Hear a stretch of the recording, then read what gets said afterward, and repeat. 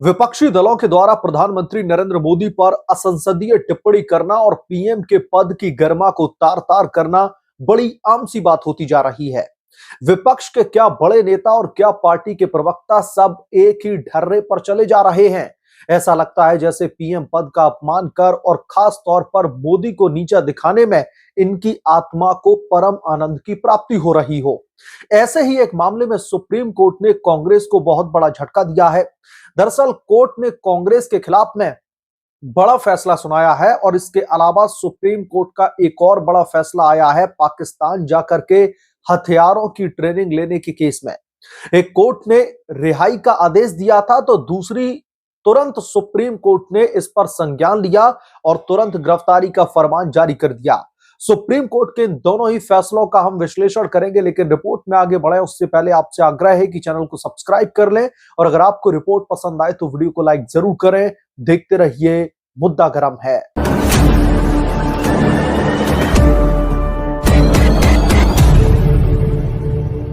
Supreme court ने कांग्रेस नेता पवन खेड़ा की याचिका को सिरे से खारिज कर दिया है।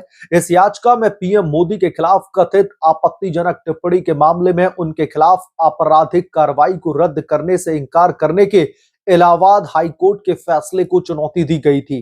पवन खेड़ा ने फरवरी 2023 में मुंबई में संवाददाता सम्मेलन में प्रधानमंत्री नरेंद्र मोदी को नरेंद्र गौतम दास मोदी कहा था।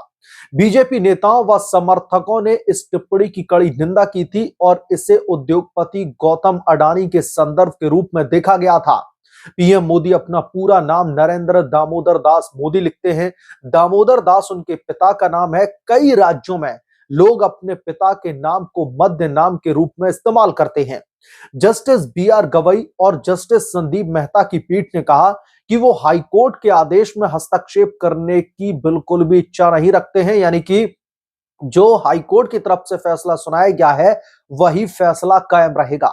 पीठ ने खेड़ा की ओर से पेश हुए वरिष्ठ वकील सलमान खुर्शीद से कहा कि आप माफी पर माफी मांगे जा रहे हैं, क्षमा करें, हम इच्छुक नहीं हैं आपकी माफी स्वीकार करने के।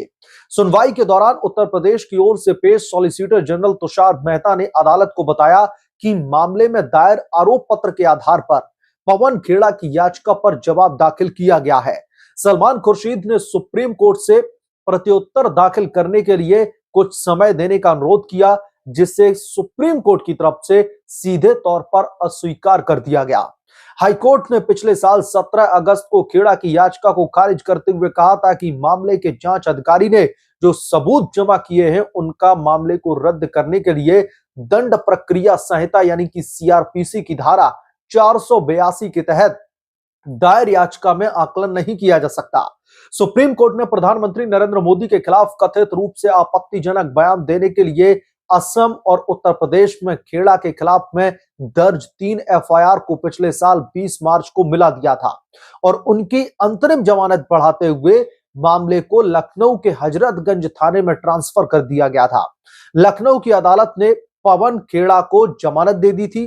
खेड़ा ने कथित बयानों के लिए अदालत में बिना शर्तिया माफीनामा दिया था, यानी कि पहले जो मन में आए प्रधानमंत्री के लिए बोल दिया जाए और फिर उसके लिए माफी मांग लो, इसने से मामला सुलझ जाता है। लेकिन इस बार सुप्रीम कोर्ट ने तल्ख टिप्पणी की है। अब रुक कर लेते हैं अगली बड़ी खबर का। एक शख्स हथियारों के प्रशिक्षण के लिए सीमा पार करके पाकिस्तान जाने की योजना बना रहा था। उस पर गैर कानूनी गतिविधियों रोकथाम अधिनियम यानी कि यूएपीए के तहत केस दर्ज किया गया है। आरोपित शख्स का दिल्ली हाईकोर्ट ने डिफॉल्ट जमानत दे दी थी। सुप्रीम कोर्ट ने हाईकोर्ट के इस फैसले को तुरंत पलट दिया है। फैसला सुनाते हुए सुप्रीम कोर्ट ने यह भी कहा कि आज तक जो आतंक से रिलेटेड संबंधित केस हैं उनको हल्के में तो बिल्कुल भी नहीं लिया जा सकता। दिल्ली हाईकोर्ट के फैसले पर टिप्पणी करते हुए सुप्रीम कोर्ट ने नाराजगी भी जताई है। सुप्रीम कोर्ट ने कहा कि ऐसे मामलों को अदालतों को हल्के में नहीं लेना चाहिए क्योंकि ये आतंकवादी गतिविधियों से जुड़े हुए मामले हैं। सुप्रीम कोर्ट की जस्टिस विक्रम नाथ और जस्टिस राजेश बिंदल की बेंच ने कहा कि दिल्ली हाईकोर्ट टाडा मामले में शीर्ष अदालत के 1994 के फैसले पर गलत तरीके से निर्भर रहा और उसने यूएपीए मामले में उसके 2019 के फैसले को नजरअंदाज किया। सुप्रीम कोर्ट ने 2019 के इस फैसले में कहा था कि यूएपीए मामलों में जांच के लिए अधिकतम 180 दिनों तक का वक्त लिया जा सकता है। दरअसल जिस आरोपी को दिल्ली हाईकोर्ट ने डिफॉल्ट जमानत दी थी, उस पर आईपीसी, यूएपीए और शस्त्र अधिनियम के कई प्रावधानों के तहत आरोप लगाए गए थे। दिल्ली हाईकोर्ट ने इस केस में जांच पूरी करने में हो रही देरी के आधार पर आरोपी को डिफॉल्ट जमानत दे दी थी, जिस पर सुप्रीम कोर्ट ने जाहिर तौर पर जो है गुस्सा जताया है, नाराजगी जताई है। सुप्रीम कोर्ट की बेंच ने फैसला सुनाते हुए कहा कि एक और पहलू पर विचार किया जाना चाहिए कि अपराध आतंकवादी गतिविधियों की प्रकृति का है। इससे न केवल पूरे भारत पर असर पड़ता है, बल्कि ये अन्य दुश्मन देशों के असर से भी जुड़ा है। मामले को इतने हल्के में नहीं लिया जाना चाहिए था, जो कि हाईकोर्ट ने लिया। इसके साथ ही सुप्रीम कोर्ट ने दिल्ली हाईकोर्ट की डिफॉल्ट जमानत पर रिहा आरोपी को तुरंत हिरासत में लेने का बड़ा फरमान जारी कर दिया। आपको बता दें कि दिल्ली पुलिस ने खालिस्तान समर्थन के आरोप में लवप्रीत के खिलाफ में यूएपीए की धारा 13, 18 और 20 के साथ ही आईपीसी की धारा 201, 120 बी और अन्य कानूनों के तहत केस दर्ज किया था। इसी के तहत उसे गिरफ्तार किया गया था। इसके बाद उसे 90 दिन की हिरासत में भेजा गया था और इस हिरासत का वक्त खत्म होने के बाद जांच अधिकारी ने विशेष अदालत में जांच का वक्त बढ़ाने की अर्जी दी थी, जिसे मंजूर कर लिया गया था। जब बढ़ाए गए वक्त के दौरान भी जांच पूरी नहीं हो सकी, तो लोक अभियोजन ने यूएपीए की धारा 43 डी 2B के तहत अदालत में जांच के वक्त को और भी ज्यादा बढ़ाने को लेकर के फिर से अर्जी दी थी। इस अर्जी को भी विशेष अदालत ने मान लिया और जांच के लिए वक्त बढ़ा दिया। इसके बाद में जांच पूरी हुई और बढ़ा हुआ वक्त खत्म होने से पहले ही दिल्ली पुलिस ने सीआरपीसी की धारा 173(2) के तहत रिपोर्ट पेश कर दी थी। लेकिन इस रिपोर्ट के पेश किए जाने से पहले ही आरोपी ने विशेष अदालत में डिफॉल्ट जमानत की याचिका दाखिल कर रखी थी। हालांकि विशेष अदालत ने उसे डिफॉल्ट जमानत देने से इनकार कर दिया था। इसके खिलाफ में आरोपित ने दिल्ली हाईकोर्ट में सेम पिटीशन को दाखिल कर दिया।